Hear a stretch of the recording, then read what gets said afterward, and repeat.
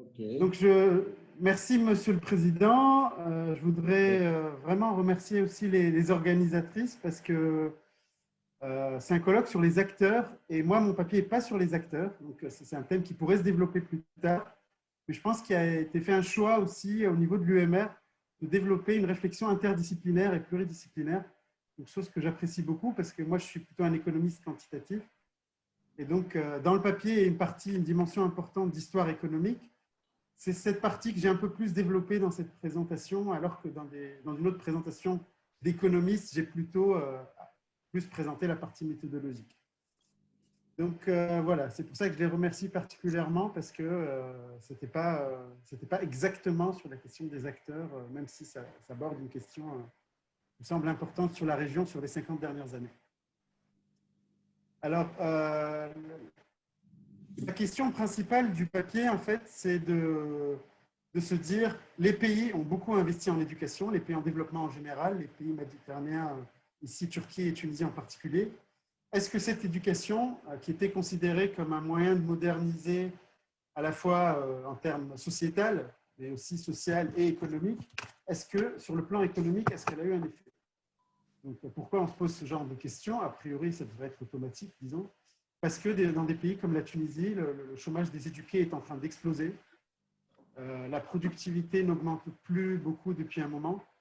Et donc, il y a eu des travaux depuis le début des années 2000 par des chercheurs de plusieurs pays en développement, notamment Lange-Pritchett, qui se posaient la question « Where has all the education gone ?» Donc, certains pays ont investi beaucoup en éducation, mais ils n'ont pas trop eu des fruits, en tout cas en termes économiques et sociaux. Et en parallèle, il y a eu toute une série de travaux qui se sont intéressés à une approche un peu structuraliste en économie qui est revenue à l'ordre du jour avec un auteur d'économie politique internationale, donc Denis Rodrik, qui relance le débat sur le changement structurel. Donc, ce qu'on appelle changement structurel ici, c'est simplement la modification de la composition de l'économie. C'est-à-dire, par exemple, la baisse de la part de l'agriculture, la hausse du manufacturier, ou de plus en plus la hausse des services. Et donc, ça, c'était une littérature qui était très présente dans les années 60, abandonnée avec la théorie néoclassique dominante, et qui revient un peu à l'ordre du jour depuis une dizaine d'années, donc avec des travaux qui commencent à s'intéresser à ces questions de structure de l'économie pour dire que les pays ne sont pas pareils et qu'on peut trouver des explications différentes selon l'histoire qu'ont les pays de développement, selon leurs institutions, etc. Donc, la question que nous posons en particulier dans ce papier, c'est l'interaction entre éducation et croissance de la productivité. C'est-à-dire que les pays qui ont vu un accroissement plus important de l'éducation, est-ce que ça s'est traduit en termes de productivité? Donc ça, c'est vraiment l'une des questions la plus importante qu'on pose. Et la deuxième, essayer de savoir si cette augmentation de l'éducation a eu un effet parce qu'elle a entraîné justement une modification de la réallocation entre les secteurs, ou si c'est simplement une augmentation uniforme. Donc, on a des gens de plus en plus éduqués dans tous les secteurs, ce qui entraînerait en fait de la productivité parce que ces gens sont plus créatifs, ils ont plus accès à de la technologie ou d'autres. Donc, la méthodologie du papier, elle se base une partie qualitative en termes d'analyse d'histoire économique. Ce que j'ai oublié de dire, c'est qu'on est 4 co-auteurs. Et donc, l'un des 4, c'est un spécialiste d'histoire économique qui travaille beaucoup, enfin, les 2 co-auteurs turcs travaillent beaucoup avec Şevket Pamuk. Donc, s'il y a des amis turcs ici, ils doivent bien le connaître. C'est le grand spécialiste d'histoire économique de la Turquie. Et le reste donc, du travail est plutôt de type empirique, donc avec de l'analyse économétrique, donc une décomposition et ensuite des corrélations et du travail économétrique. Alors, pour commencer par la fin, donc qu'est-ce qu'on trouve en fait? On trouve qu'en Turquie, l'augmentation de la part des éduqués dans la main-d'œuvre a eu un effet important sur la productivité, alors qu'en Tunisie, non. Donc en Tunisie, on ne trouve pas d'effet statistique qui montrerait un effet positif de l'éducation sur le plan économique. Et l'une des explications qu'on avance, c'est que la Turquie a eu un secteur privé bien développé depuis les années 30, alors qu'en Tunisie, l'éducation aurait essentiellement servi à consolider les institutions du nouvel État indépendant dans les années 60 Donc, l'éducation, voilà, servait à moderniser l'administration, à développer un État, et que donc elle était moins destinée, disons, au secteur privé, donc elle a pu avoir un effet moins direct sur le processus productif. Je ne vais pas trop rentrer dans les détails de la littérature, parce que c'est de la littérature économique, donc je pense que ce sont des questions qui intéressent plus peut-être les gens qui travaillent sur ces questions, mais peut-être seulement le dernier point, où on dit que finalement les skills ne sont importants que dans les industries qualifiées. C'est-à-dire que si vous avez d'un côté un pays où toutes les industries sont très basiques, par exemple du textile de base ou même de l'agriculture de base ou autre, si vous avez des gens très diplômés, ils ne vont pas servir à grand-chose. Donc c'est ça un peu le problème de certains pays, c'est qu'on a investi beaucoup dans l'éducation, mais les économies sont restées très primaires, et donc il y a eu ce problème que ces gens qui ont été éduqués, non seulement ils ne trouvent pas de travail souvent, parce qu'il y a de moins en moins d'emplois dans le public, parce qu'en Tunisie, par exemple, les gens étaient éduqués et ils avaient même dans les années 70 des contrats avec le secteur public pour aller travailler tout de suite. Donc quand il n'y a plus eu de contrat, et de moins en moins de place dans le public avec des ajustements structurels, on a tous ces gens qui se retrouvent au chômage. En fait. Alors pourquoi Tunisie et Turquie souvent à l'origine on fait des choix pour des raisons subjectives, parce qu'on rencontre des co-auteurs qu'on aime bien et on a envie de travailler ensemble, mais bon, ça je vous le dis entre nous, mais ce qu'on dit dans le papier, c'est qu'on a essayé de comparer deux pays qui ont un certain nombre de similarités. D'abord, parmi les pays du sud de la Méditerranée, c'est deux pays qui ne sont pas basés sur le pétrole, contrairement à beaucoup d'autres. Donc, c'est plutôt des pays intensifs en main-d'œuvre dans la périphérie européenne, donc pour qui l'Union européenne est un acteur économique important. L'autre élément, c'est que la Turquie a été une inspiration pour la Tunisie. Donc, Bourguiba s'est beaucoup inspiré d'Atatürk, notamment dans ses réformes sociétales, mais aussi dans le développement de l'éducation, de beaucoup d'autres aspects. Les politiques de substitution de l'importation, que beaucoup de pays ont connues en même temps dans les années 60-70. En Turquie, ça s'est prolongé un peu plus. La baisse de la part de l'agriculture, mais ça c'est quasiment généralisé dans les pays de la région. Libéralisation dans les années 80 et amélioration significative de la composition en capital humain de l'emploi. Après, il y a des différences. Donc, les principales différences sont que la Turquie, donc en tout cas dans son format nouveau, post-empire, a construit une bonne partie de ses institutions plutôt dans les années 20, et c'était quasiment terminé dans les années 30. Donc, dans les années 60, la Turquie, d'après mes co-auteurs, avait un secteur privé très développé, notamment dans le manufacturier, alors que la Tunisie sortait à peine de la colonisation. Donc, j'ai trouvé un travail qui expliquait qu'un recensement conduit en 1951 montre que seulement 10% des entreprises tunisiennes étaient tenues par des Tunisiens. Et donc, ça veut dire qu'à la sortie de l'indépendance, il y avait 10% des Tunisiens. Et parmi ces 10%, il y en a eu probablement beaucoup qui sont partis aussi après. Donc, finalement, l'entrepreneuriat tunisien était quasi inexistant au moment de l'indépendance. Pardon? Non, je crois que donc, on vous entend parfaitement. Donc, merci. Donc, cet état de fait initial, déjà, peut expliquer ces différences de rôle donc, jouées par l'éducation dans les deux pays. Donc, si on revient un peu plus par rapport à la Turquie, entre les années 60 et 80, la Turquie a déjà une industrie significative, notamment pour produire des biens de consommation, des biens intermédiaires. Plus de la moitié de la valeur ajoutée est produite par le secteur privé. Et ça change seulement à partir des années 80, où là, il y a un choc politique important et donc une libéralisation économique qui entraîne une baisse de la part du rôle de l'État et un développement de politiques de promotion d'exportation. Donc les salaires baissent, c'est un peu l'équivalent des programmes d'ajustement structurel. Les subventions agricoles sont éliminées. Et ça renforce aussi la migration interne, donc rural-urbain. Au niveau de l'éducation, cette variation de l'emploi, il y a beaucoup de progrès qui sont faits sur l'éducation en même moment. Donc, au niveau par exemple, du taux d'alphabétisme, donc il passe de 38 à 95%. Au niveau de la qualité de l'éducation, on a des chiffres aussi de l'UNESCO qui montrent une amélioration importante, donc de 46 élèves par classe à 20. Le ratio d'éducation tertiaire s'améliore et il y a notamment une réforme en 97 qui fait passer l'éducation obligatoire de 5 à 8 ans. En Tunisie, donc une histoire un peu différente puisqu'il y a une indépendance donc, en 1956.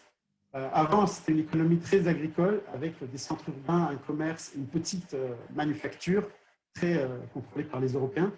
Donc après l'indépendance, comme je disais tout à l'heure, le gouvernement il veut surtout unifier l'administration et créer des institutions, une banque centrale, une monnaie, etc. Alors au début, en fait, en 56, donc Bourguiba, très pro-occidental, développe plutôt une économie très libérale, en fait. Sauf que très rapidement, l'investissement n'augmente pas du tout. Et donc, il se voit obligé de nommer un espèce de super ministre socialiste avec il lui donne 5 ministères. Donc, Ahmed Ben Salah, qui vient de décéder il y a 2 semaines. Et donc, ce monsieur va lancer un programme de collectivisation de l'économie qui est rendu possible notamment avec l'expropriation des colons français, donc de 450 000 hectares des meilleures terres de Tunisie. Et en même temps, ils vont obliger les petits exploitants enfin, ils vont collectiviser les terres des petits exploitants. Donc ça produit un certain nombre de résultats mitigés. Et à la fin des années 60, le mouvement est obligé d'être arrêté parce que ils veulent s'attaquer aux grands exploitants, la Banque mondiale n'est plus partante. Ça n'a pas tellement bien marché aussi. Enfin, il y a beaucoup de raisons qui font que ce mouvement est stoppé. Et on passe à un tournant libéral, en tout cas en partie, et notamment de promotion des exportations, avec la loi 72, qui encourage les exportations en ne taxant pas du tout les exportations, ni les droits de douane sur les produits utilisés par les exportateurs, ni les... Ils ne payent pas d'impôts, ils ne payent rien. Et en fait, cette loi 72, c'est elle qui régit encore les exportations en Tunisie aujourd'hui. C'est très important, c'est un progrès énorme à l'époque. Donc, il n'y avait quasiment pas de secteur manufacturier. Et en fait, l'État, ce qu'il a fait, c'est assez intéressant. Là, si on peut faire le lien avec les acteurs, il est allé prendre des directeurs de l'administration centrale et il leur a dit, bon, vous voulez devenir patron, allez, je vous donne de l'argent, je vous donne des terrains, je vous donne tout ce que vous voulez, et vous lancez des usines. En textile, en petit câblage mécanique, les hôtels, pareil aussi, enfin, en agroalimentaire, dans quasiment tous les domaines, des directeurs un peu comme on a pu voir en France aussi, dans certains cas, des patrons de boîtes qui sont devenus... qui venaient du secteur public et qui devenaient... En Tunisie, ça a été vraiment ça. Il y avait très, très peu d'entrepreneurs. Donc, l'État a sorti des publics et leur a donné tous les moyens pour réussir. Beaucoup d'entre eux, aujourd'hui, sont des grands capitaines d'industrie, sont enrichis, etc. Et puis, on crée une industrie. Donc, ça a plutôt bien marché. C'est un modèle qui a plutôt bien marché. Le problème, c'est que peut-être qu'à un moment donné, ils n'ont pas réussi à se moderniser et passer à la phase 2. C'est-à-dire qu'à l'époque, c'était peut-être aussi performant que des pays comme la Malaisie ou la Corée ou d'autres. C'est le switch qui n'a pas eu lieu dans les années 90, où ils ont continué par une espèce de fonctionnement rentier à faire la même chose jusqu'aujourd'hui, en fait, finalement. Donc, dans les années 80, comme dans plein de pays du monde en développement, sévère crise, et donc lancement de l'ajustement structurel, libéralisation du commerce extérieur, du marché du travail, code d'investissement, toutes sortes de choses. Mais en réalité, tout ça n'a pas vraiment marché parce que, comme je disais tout à l'heure, l'extraction de rente, mais aussi le népotisme, la corruption, finalement, n'ont pas permis de passer un vrai système capitaliste. Et donc, c'était un espèce de système moitié rentier, ou un capitalisme, en tout cas, où le rôle de l'État est très important, mais pas le rôle de l'État au sens positif, où l'État va favoriser l'entrepreneuriat, mais plutôt l'État va voir ses clients qu'il va aider et puis plutôt décourager tous les autres de rentrer dans les secteurs les plus rentables. Alors, au niveau de l'éducation, la Tunisie était le pays le plus développé de la région, même pendant la période coloniale. En fait, j'ai des collègues qui ont travaillé sur ça et qui montraient qu'en comparaison, par exemple, avec l'Algérie ou le Maroc, c'était beaucoup plus élevé. Donc, il y a eu un investissement important depuis longtemps dans l'éducation. Et on va voir tout à l'heure qu'en comparaison avec la Turquie, la Tunisie avait beaucoup plus de travailleurs de niveau plus élevé au début, mais après, c'est la Turquie qui va rattraper. Donc, l'éducation était aussi un très grand, enfin, c'est vraiment l'un des trois axes de Bourguiba au moment de l'indépendance. Il y croyait beaucoup, notamment l'éducation des filles. D'ailleurs, elle a atteint 100%, y compris dans les campagnes. C'est très fort au niveau social et sociétal, mais comme je disais, c'était plutôt des gens préparés pour l'administration. Et donc, au moment des années 90, avec le choc de la libéralisation et l'arrêt de l'embauche dans le public, ce lien éducation-emploi c'est un peu brisé. C'est ce qui explique aujourd'hui qu'on a des taux de chômage de 30% donc pour les jeunes diplômés, voire 40% pour les femmes diplômées. Sur la partie un peu empirique, donc on utilise, on a créé nous-mêmes notre base de données qui n'existait évidemment pas. Donc on a pris les documents, souvent c'était des documents papier qu'on a digitalisés, et donc les données numériques existent seulement depuis les années 2000. Donc on a tout digitalisé pendant plusieurs mois et on a pu créer cette base de données, donc à la fois sur des données de PIB sectoriel, mais aussi d'emploi par niveau d'éducation. Donc, par exemple, pour la Tunisie, on a retrouvé des vieux documents de plan qui n'étaient pas toujours disponibles. Il fallait chercher dans plein d'administrations. Ils étaient complètement jaunes des fois. Et donc, voilà, on a pu avoir ces données. C'était intéressant. D'ailleurs, j'ai un grand regret que la planification ait disparu aujourd'hui parce qu'on n'a plus du tout, enfin, c'est une parenthèse, mais on n'a plus du tout cette vue économique globale qu'on pouvait avoir à l'époque. Alors, je passe un peu à quelques tableaux parce que il faut parler quand même, montrer un peu des chiffres. Alors là, on voit donc la structure sectorielle de la composition du PIB dans les deux pays. Et là, on voit que dans les années 60, 70, par exemple en Tunisie jusqu'aux années 80, des années 70, 60 à 70, la part de l'agriculture augmentait. Donc la collectivisation a quand même eu un rôle au niveau de l'agriculture et légèrement au niveau du manufacturier. Par contre, la part de l'agriculture à partir des années 80 baisse, notamment avec la suppression des subventions et la fermeture des offices qui soutenaient les petits agriculteurs, etc. Et on voit que le secteur manufacturier a augmenté, mais après s'est stabilisé. Donc, depuis les années 90, il n'y a plus de progrès.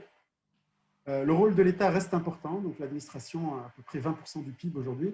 Alors que si on regarde la Turquie a beaucoup plus une structure qui ressemblerait à ce qui s'est passé dans les pays développés avec peut-être 30, 40 ans de retard, mais c'est une part d'agriculture qui baisse, une part de l'industrie qui augmente et surtout une part des services qui augmente très significativement, des services privés. Donc la part de l'administration en Turquie est beaucoup plus faible qu'en Tunisie. Donc là, déjà, on voit vraiment deux structures très différentes. Et puis surtout, une structure assez baissière en Turquie qui ressemble un peu à ce qui a pu se passer dans le pays d'Europe de l'Est ou d'autres. Alors qu'en Tunisie, on sent que le mouvement s'est arrêté. Il y avait des choses qui se passaient. Et puis, depuis les années 90, en gros, le pays est resté... il n'y a plus tellement de mouvements. Et tout à l'heure, je vous ai parlé de l'emploi par niveau d'éducation. Donc, on voit, par exemple, que dans les années 60, 70, donc si on prend les high level, les hautement qualifiés et les moyennement qualifiés, donc en Tunisie, on est autour de 14%, alors qu'en Turquie, on est autour de 8%. Donc, le niveau d'éducation était beaucoup plus élevé jusqu'aux années 2000. En fait. C'est dans les années 2000 que la Turquie rattrape et même dépasse légèrement aujourd'hui. Donc la Tunisie était partie d'un bon niveau, mais on a l'impression que cette éducation n'a pas pu être utilisée de la manière... Ahmed, oui. vous pensez que vous avez 5 minutes environ, un peu moins peut-être même. Ok. Je ne vais pas rentrer dans les détails de... Donc là, on regarde, on compare deux choses. L'évolution, donc l'axe rouge, la ligne rouge, c'est l'évolution de la part dans l'emploi et l'axe bleu, c'est la productivité. Donc le meilleur exemple, c'est l'agriculture, où la productivité augmente parce qu'il y a moins de gens qui travaillent dans l'agriculture. Donc la productivité, c'est-à-dire le travail par personne, la valeur produite par personne augmente. Donc ça, on le voit pour l'agriculture, c'est à peu près partout dans le monde. Par contre, dans le manufacturier, on observe aussi la même chose. Et dans les services en Tunisie, dès qu'on a un secteur où la productivité augmente, on a l'emploi qui baisse. Alors que si on regarde la Turquie, on voit que par exemple dans le manufacturier et dans les services, non seulement la productivité augmente, mais aussi la part de ces secteurs dans l'économie. Et ça veut dire qu'en Turquie, ils ont eu cette chose qu'on a observée dans certains pays d'Asie du Sud-Est, d'avoir les secteurs modernes, c'est-à-dire qui se développent avec une productivité croissante, qui voient leur part s'accroître dans l'emploi. Chose donc qu'on ne voit pas en Tunisie. On voit que la part dans les services, par exemple, stagne dès lors que on a toujours une productivité et un emploi qui ne vont pas dans le même sens. Bon, je vais peut-être pas rentrer dans vu le temps que j'ai, je vais peut-être pas rentrer trop dans un petit peu, je vais dire quelques mots sur cette décomposition et puis après je vais conclure. Donc là, on voit dans la partie en bleu, c'est la partie réallocation entre les secteurs. C'est-à-dire que c'est une économie où on passe par exemple de l'agriculture à l'industrie ou de l'industrie au service. Donc on le voit qu'en Tunisie, jusqu'aux années 90, il y a eu beaucoup de réallocation, donc notamment la part de l'agriculture qui a baissé au profit du manufacturier. Et après, à partir des années 90, à part l'année changement structurel, qui est un peu... Après, il n'y a plus rien, il n'y a plus de changement structurel. Donc depuis les années 2000, l'économie tunisienne, à part la période récente 2015, parce que ça correspond à la période révolutionnaire où il y a eu des changements, mais il y a eu pendant près de 20-25 ans, pas de changement. Alors qu'en Turquie, c'est un peu plus, il y a les deux, il y a du changement structurel et il y a une évolution de la productivité au sein même des secteurs. Je vais sauter tout le reste. Tout ça, je vais sauter. Voilà, et je vais conclure. Donc, pour conclure, l'analyse économétrique que je ne vous ai pas montrée, mais il faut me faire confiance, ou pas, donc montre qu'en Turquie, la réallocation donc des qualifications entre les secteurs a permis une croissance de la productivité. Donc, on a une éducation qui a entraîné des effets économiques. Et par contre, en Tunisie, on n'a pas pu obtenir les mêmes effets. L'hypothèse qu'on a présentée au début pour expliquer n'est évidemment pas prouvée. C'est une hypothèse que c'est parce que l'éducation sert essentiellement dans le public, etc. Donc, ce qu'on se dit là pour l'avenir, peut-être, c'est de faire du travail séparé pour les deux pays pour pouvoir approfondir un peu l'impact du cadre institutionnel, l'impact du contexte, l'impact des différentes réformes, peut-être séparer décennie par décennie, essayer de regarder en détail ce qui s'est passé. Parce que voilà, toute cette histoire, en fait, tout le monde a un peu sa petite idée sur ça, mais on n'a toujours pas une analyse compréhensive en Méditerranée pour analyser pourquoi ces progrès dans l'éducation très importants, les pays ont mis beaucoup d'argent dans l'éducation, ont eu si peu d'effets finalement au niveau de la transformation économique et sociale. Et je vous remercie. Merci.